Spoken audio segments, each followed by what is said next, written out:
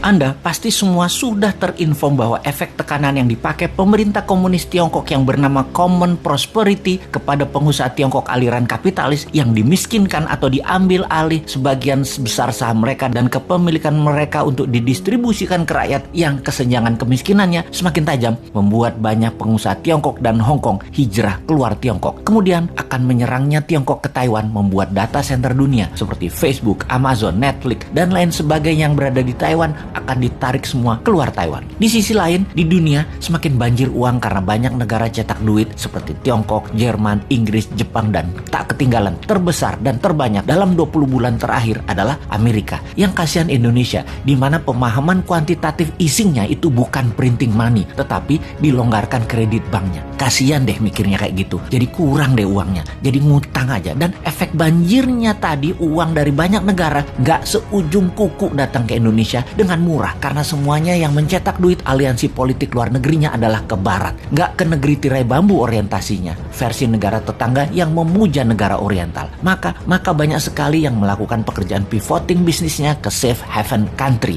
Siapa safe haven country tersebut? Siapa lagi kalau bukan Singapura? Kapitalis Tiongkok, Hong Kong, dan Taiwan pindah besar-besaran ke Singapura saat ini. Bahkan istrinya Jack Ma beli properti di Marina Bay, 2 bangunan senilai 75 juta dolar dirubuhin dan dibangun baru agar terkoneksi. Bayangin, 75 juta dolar dirubuhin, senilai 1 triliun rupiah dibeli hanya untuk dirubuhin. Coba, uang-uang tadi di sisi banyak negara aliansi barat tadi ternyata mencari aliran proyek yang bagus untuk mereka investkan. Banjirnya uang ini ditambah banyaknya proyek bagus, ini era disebut lazy money era. Dan sungguh, saat inilah lazy money era tersebut. Kalau sahabat punya perusahaan yang sifatnya disruptor, scalability-nya besar dan jangka panjang ke depannya, uang di lazy money pasti akan ke Anda. Uang di lazy money pasti akan ke Anda tanpa Anda yang cari. Anda cukup jadi cantik dan stand out, pasti dilirik. Tak usah genit-genit mepet-mepet murahan, cari-cari pengusaha di bar. Cukup datang ke acara resmi,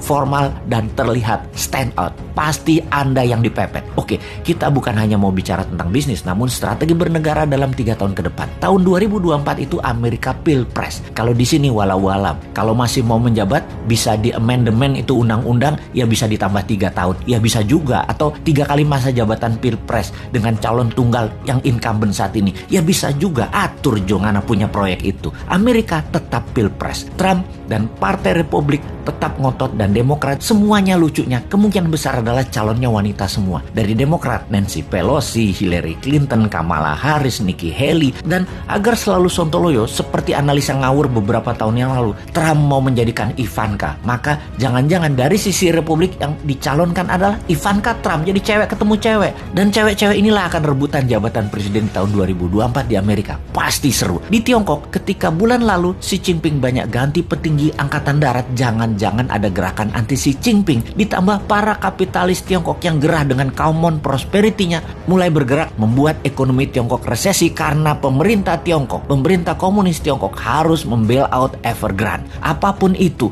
kok kita melihat peluang yang banyak ya? Gini deh, kalau ternyata dengan peluang itu semua, ternyata Indonesia malah ikut resesi, sulit energi, negara chaos, pengusaha Indonesia tidak bisa tarik investasi, pemerintah tidak juga bisa tarik peluang mempermudah arus uang. Kayaknya memang kalian dan yang mau menari di 2024 yang mirip-mirip platform bernegaranya, gak usah tanding deh di 2024, repotin aja lu para old mind.